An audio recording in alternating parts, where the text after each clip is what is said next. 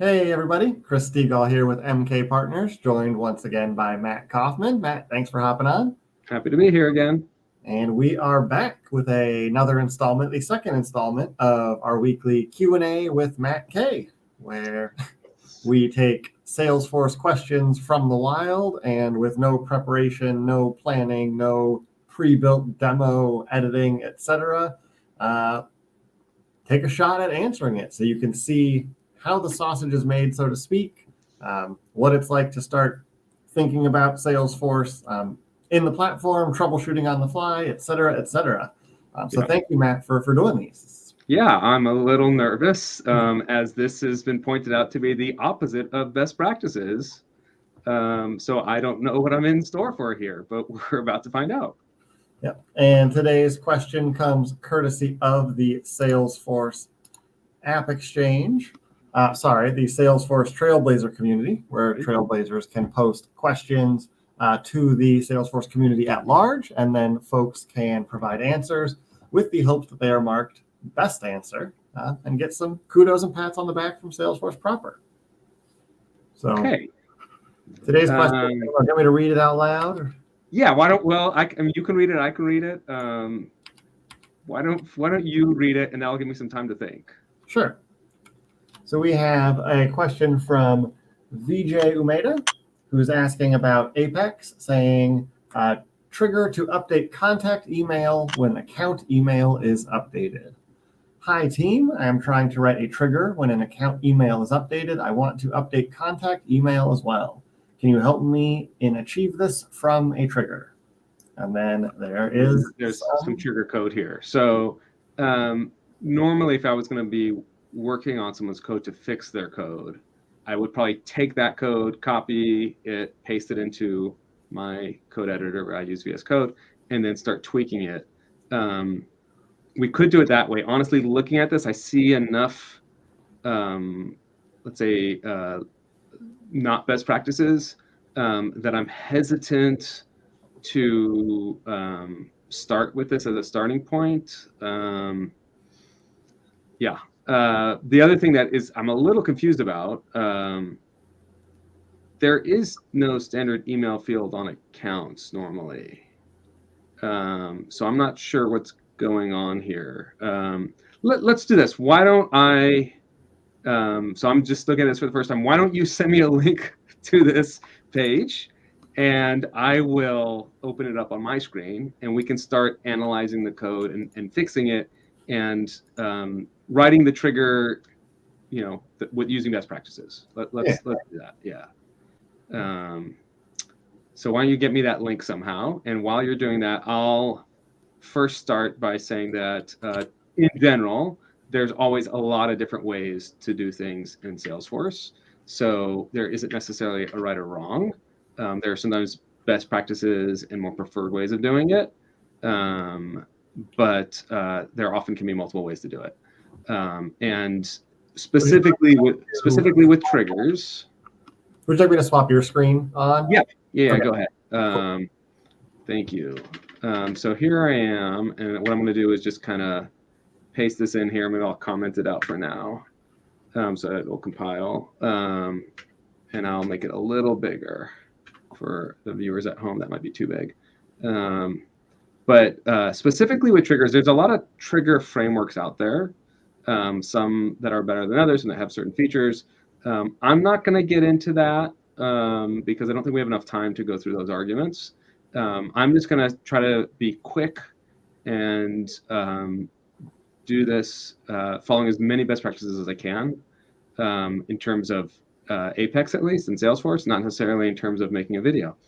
And the other thing is, we might be able to do this with Flow also, right? So there's lots of ways to do it. But this person asked about Apex, so I'll try to focus on Apex. Again, I'm a little confused about the email field that this person was referring to on the account. Let's assume that it's a custom email field and this is not the right one. I know that if you have person accounts on, there is an email field on the account object, but I'm pretty sure it's not just email. I think it's something slightly different than that, but maybe that's what they're talking about. And if that is what they're talking about, then there's no need to do this at all, because in person accounts, the the fields would update automatically to stay in sync. Okay, so what I'm going to start is I'm going to go into Salesforce and I'll go to setup, and I need to create a field on the account for email because, like I said, I'm pretty sure my org does not have one. Maybe a different org would. So let me come here and just double check, make sure there is no email field. You can see I do have a lot of fields in here. No email field, at least nothing called email. I'm going to go ahead and create a new one, and we'll just call it account email, and we'll make it an email type field. And this will allow us to, when this field is updated, update the field on the contact. That also confuses me a lot because, again, if it's person accounts, it makes sense that you'd have one contact per account. But in the rest of the world, we don't necessarily only have one contact per account.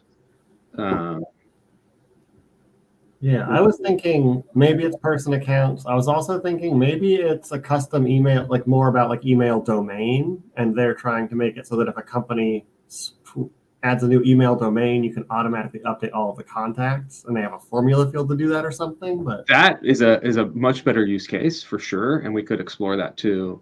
So I'm going to start by creating a new trigger. Now this is an existing org, so there might be some triggers already in here. So this is not necessarily how I would normally name the trigger, but I'm going to just do the account email update trigger, and that way I know for sure that there's no chance that I somehow am messing with something that's already in this org. And we'll say account. And now one thing I noticed in the sample or the attempt that the person had posted is they did before insert and before update. So when a record is saved, we have what's called a DML operation, and what that means is basically that the database has been updated. There's two kind of sides to that coin.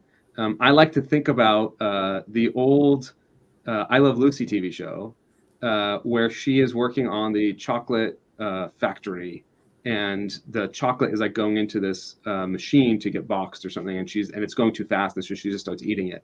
But I think of those types of machines where there's a conveyor belt, and stuff raw materials essentially comes in on one side of the machine, and then produced, packaged goods come out on the other.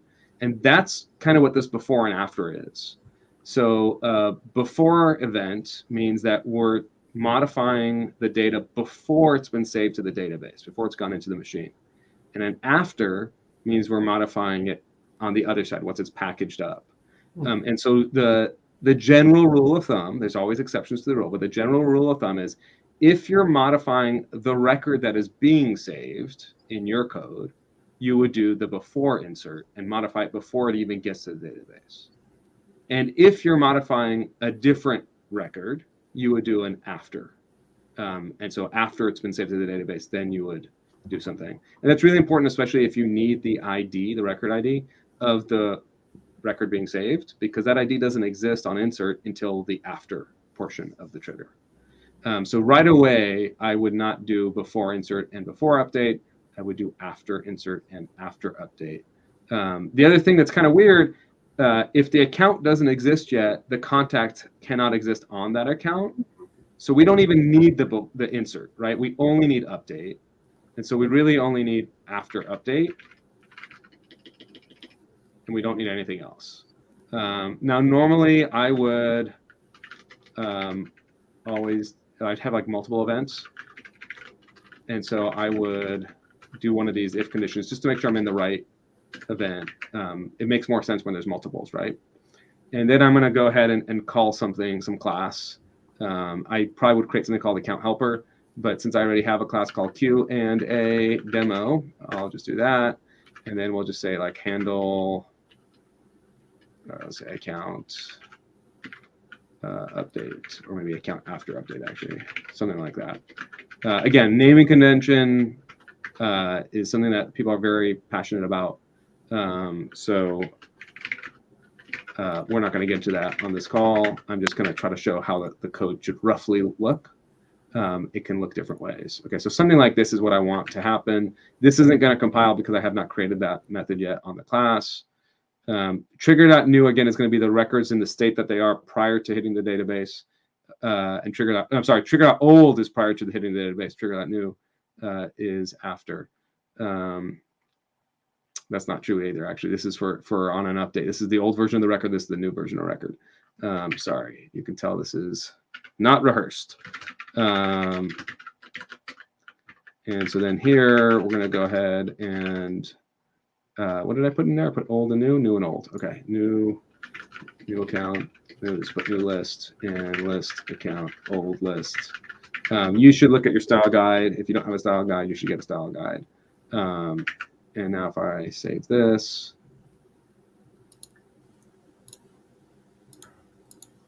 we can do this. And then the other thing I should probably show everybody before we actually write any code is that this doesn't happen already, right? Right. So let me come here back to Salesforce, and I'll go to the Accounts tab. And here we go. We got my account. And there is no email address that's going to be populated because it's a brand new field. Where is the email address? Did we put it on the page? There it is. Their account email. Yeah. Okay. So I'm not going to fill it in yet. What I'm going to do is I'm going to go ahead and create a contact. And let's quickly create a contact. And we're going to call this, we'll do me. So we'll do Matt K. And I'll put an email in here. That's not my real email. Although that is a pretty cool email. And just to prove that this does not already work, right? I'm going to come here and type in here the exact opposite. I guess technically it's not the exact opposite, but you know what I mean. Okay, and so now it says it's not my email there. If we come back to the contact, it did not get updated. And so we want it to get updated. That's what we're looking to make happen with this code here.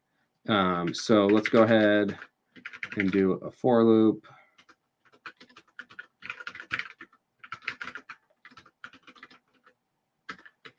Okay, because in general, in Salesforce, there's always a chance that multiple records are being operated upon at once. And so the best practice is to bulkify your code, which means we're never going to just say, assume that there's one account. We're going to always assume that there's multiple accounts or multiple records being saved. So let's see what this person did. So they created a set of account IDs. There's an easier way to do that. You don't have to do a for loop to do that. There's a cool feature of Apex that you can construct a map of sObjects of records by passing in a list of those records. And as long as the IDs exist on them, you'll get an account of ID to record, just like that. So I didn't have to do anything special. And now I essentially have a set of IDs because maps consist of a key set, which is going to be on the left-hand side, and then the values on the right-hand side. And so next, what did they do? They went ahead and they queried all the contacts, but they did a nested query of accounts with the child contacts. And that is an interesting way to do it. We could do that.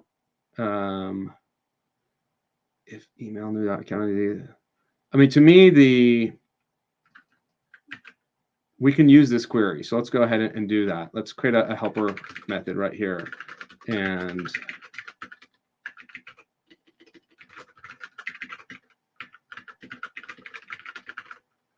we could do something like this. I'm trying to think, is this, there's different ways of doing it. We could also get a query of just the contacts, right? Maybe in fact, I kind of want to do that instead.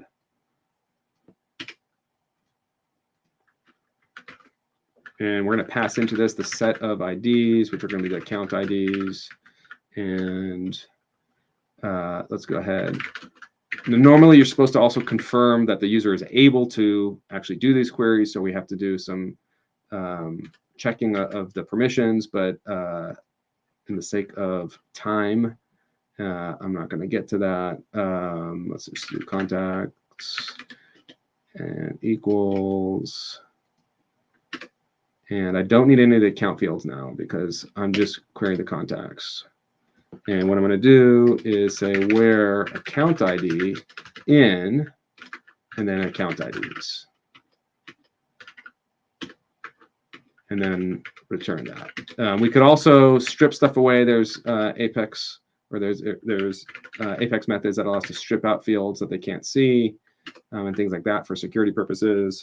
All of those are great practices that you really should do. And if time permits, we'll do that. I just don't think time's going to permit.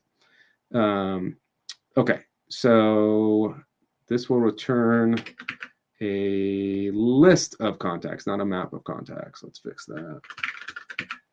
And then here, we can go ahead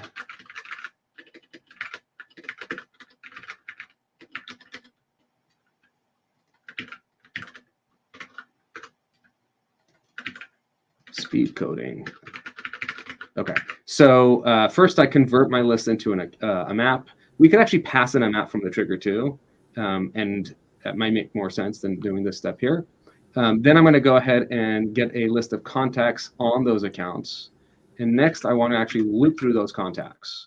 And so we're going to say if, let's get the account ID. If the contact ID, I looked down for a second and I lost something. There we go. If the contact ID is not equal to null, and the account map contains you know what we could do? Hold on. We could actually query right there. And so email _c where account ID in account IDs. Now, I don't know the use case. Does this user need the email address to go away when the account email is updated? I'm going to assume yes.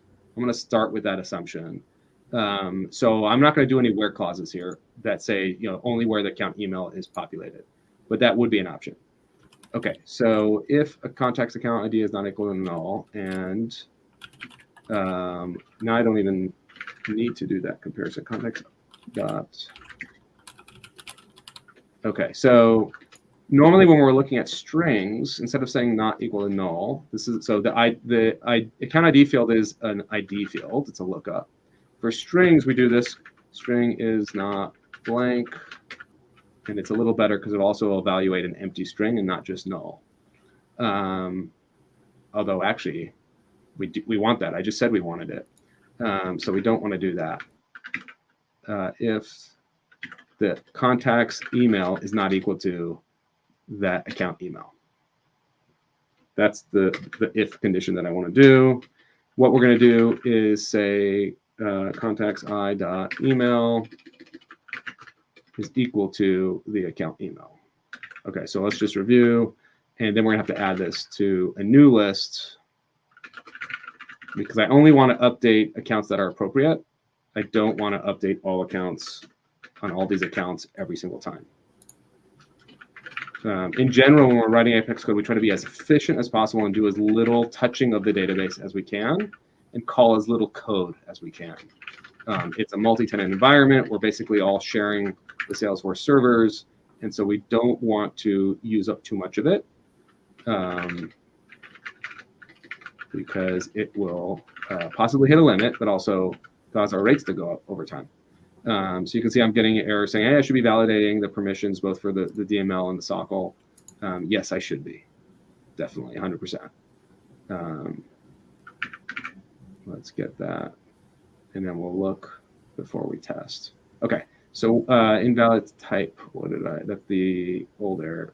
No, it's still not compile. There we go. Sorry, I'm working faster than I'm explaining. You're on an error saying there's no such thing as contacts, and there is no such thing as contacts. It's called contact singular. So now it compiled. Okay, so let's review what we're doing.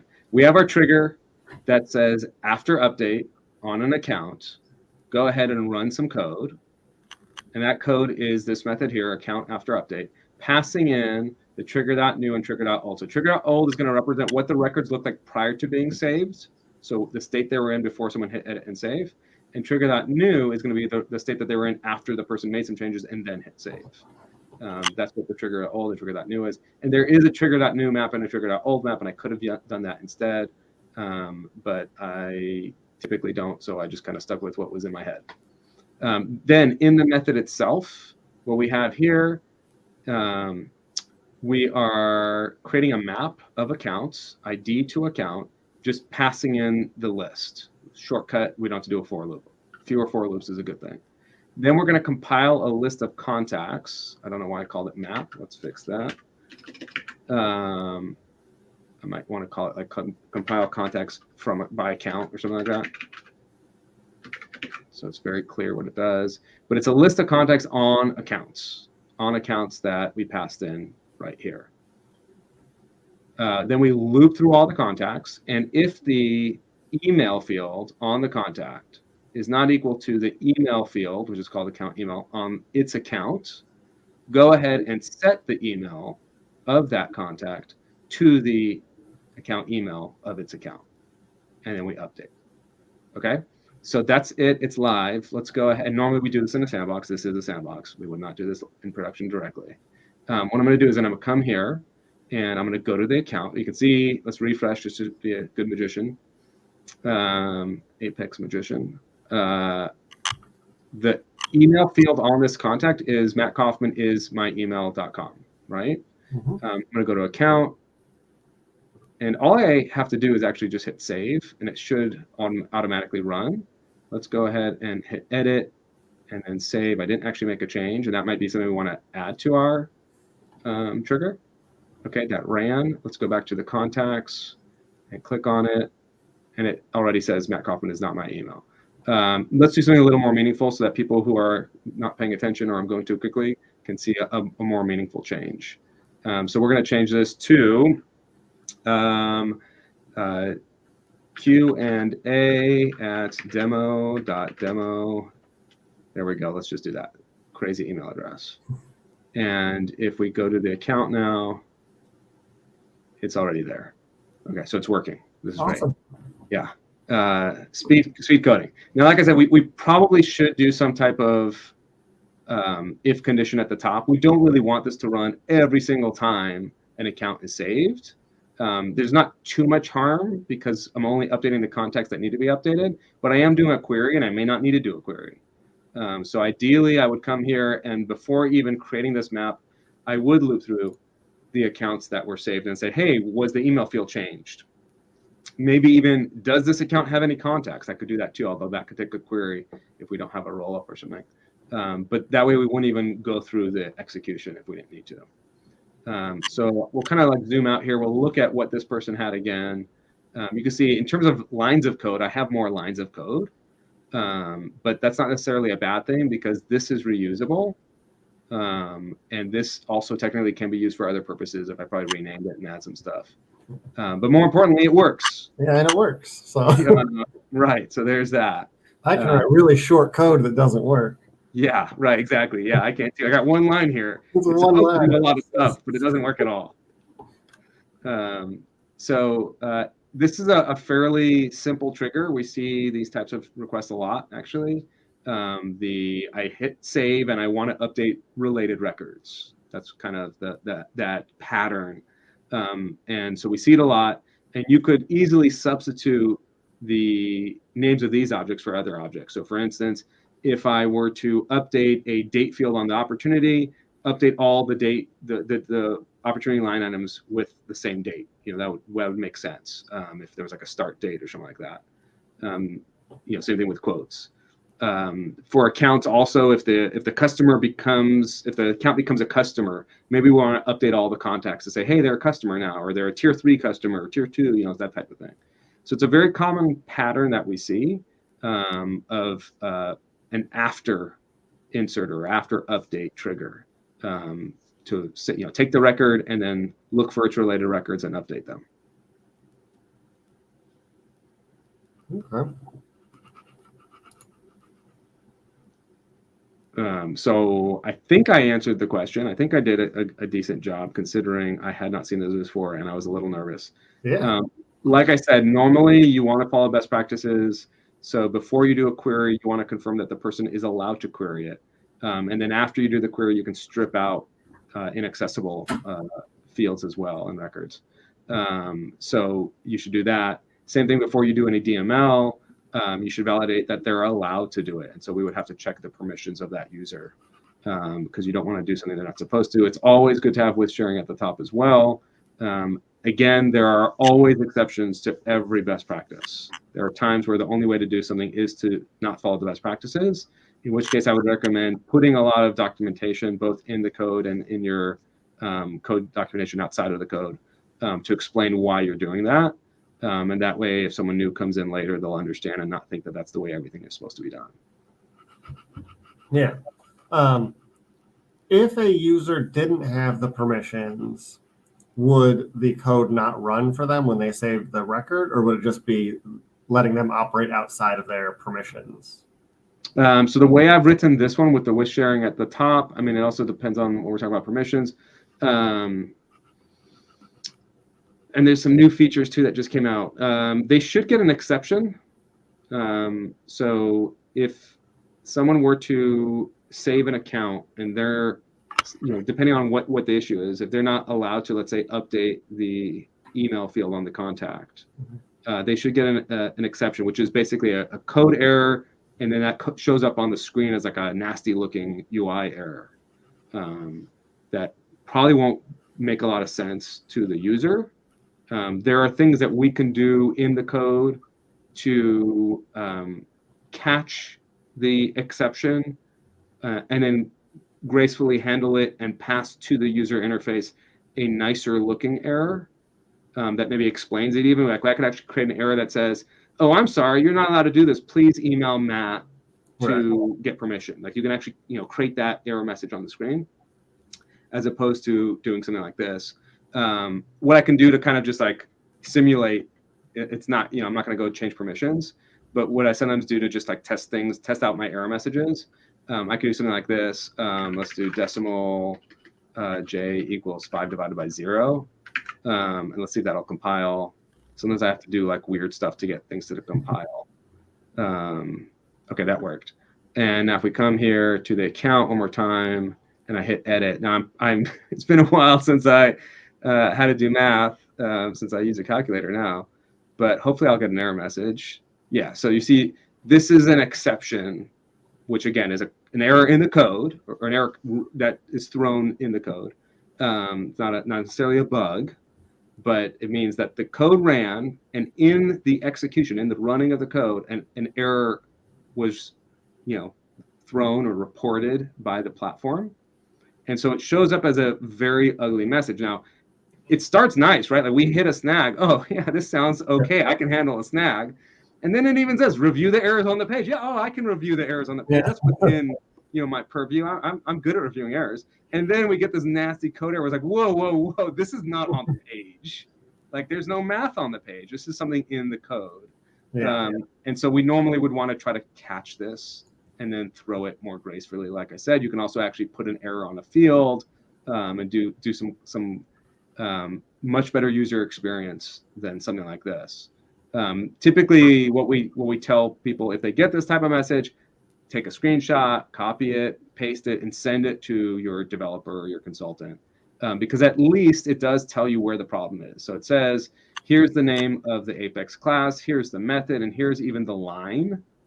I tend not to get into the columns because that's a little tricky, but the line is about as far as you need to go. So it's line 16. We'll come back here, and sure enough, line 16 is where that math is happening. Cool. Yeah. And then another question. You mentioned bulkifying the code, making it loop instead of running once, in case multiple records are updated at once. Right. If we neglected to do that, and we did have a situation where multiple records are updated at once, would it run once on like the first account that was changed and then not for the rest, or would it? What happens? That's a great question. So in Apex, if any aspect of the transaction fails, so if there's an exception that's thrown and not caught gracefully, then the entire transaction rolls back. Okay. So if you save 200 records and there's an error on number 200, and you don't have something in place to allow 199 to work properly and 200 to be caught gracefully, then all 200 fail. Which means when you're loading data and you're loading 10,000 records, if number 4,365 fails, it's really hard to figure out which data got in and which data didn't go in, because they're going in chunks of 200. And so now you have to figure it out. Now with the data loader, there's ways of doing it, but still it's just like a painful process. So normally when we write code, we want to try to be forgiving. We want to gracefully handle the exception. So you can use like a try catch to do something like this. And then maybe we don't throw the error on the screen. Maybe we determine, hey, this is allowed, right? So we could do something like this. And you can actually catch different types of exceptions too. So we could put a math exception there, and then do something, if we wanted to do it, like, I don't know, say, this is okay, it's allowed, versus some other type of exception maybe is not allowed, right? We could do something like that. So that's something that you could do. So that now if I were to say this and run it again, because of the try catch, it's gonna move on. It's gonna say, okay, I guess that's allowed. Similarly, let's say we had another trigger on contact being saved, right? So then this line might run and some other code is gonna fail. But we still want the accounts to work. So what you can do, there's a database method that we can do called database update. And what we can do is pass in an all or none parameter, which basically says, allow things to fail in this DML update. And normally when you do that, you'll do database save results, and then you can look through that. And let me do this as quickly as I can.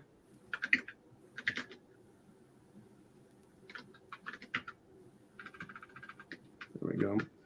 And you can do something like that. If it's a success, do one thing, and we probably say if it's not a success, then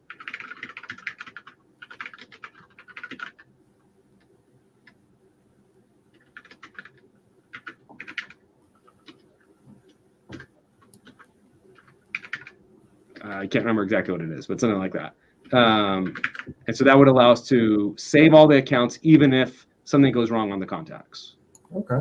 That might be okay. Maybe it's not the end of the world if the email address is not in sync. We just really want them to be, but it's not the end of the world. So then, it's okay to let things fail.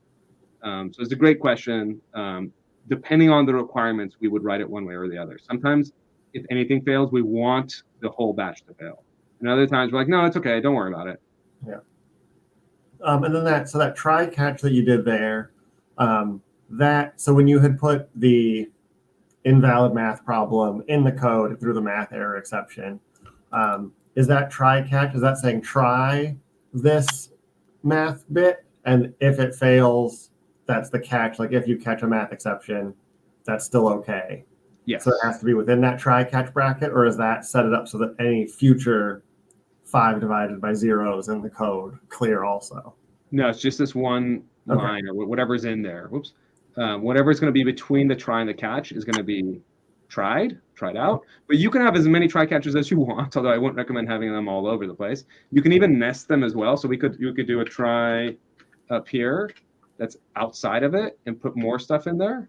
And so it becomes harder to read for sure. Yeah.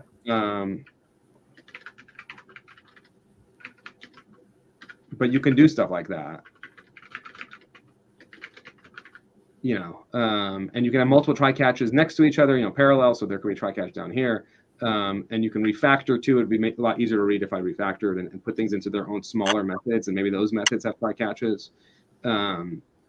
Again, there's not like necessarily a right or a wrong, because it totally depends on the requirements of the business requirements. So like, do we allow math exceptions for when we save accounts?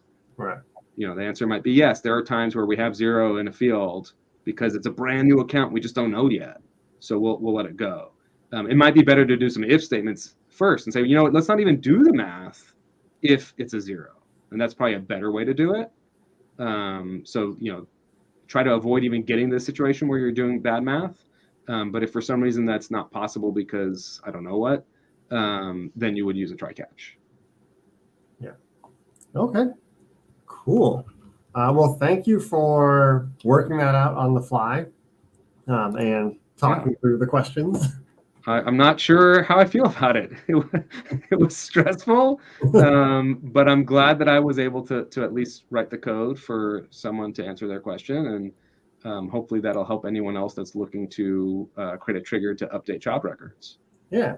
If you don't mind, please send me the code in Slack or in email, or maybe I'll take away all these little things that I wrote in there just to kind of demonstrate.